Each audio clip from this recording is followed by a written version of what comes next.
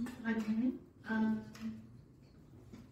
perbincangan awal bersama pihak MCMC memaklumkan data ini masih di dalam simpanan MCMC, sebenarnya tidak disimpan di Northern. Northern hanya boleh akses kepada maklumat tersebut tetapi tidak menyimpan data berkenaan. So, data tersebut masih kekal di MCMC. Kami membuat harian dan mendapatkan output daripada data yang berkenaan.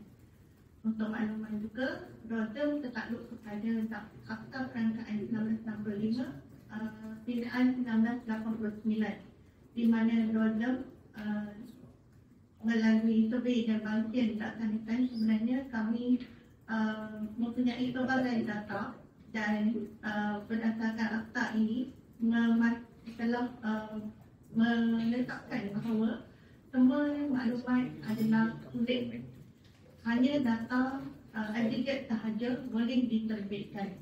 So kami memang tertakluk kepada akta tersebut dan melihara data-data individu dan juga semua statistik. Hanya data aggregate sahajalah yang kami terbitkan di Northern.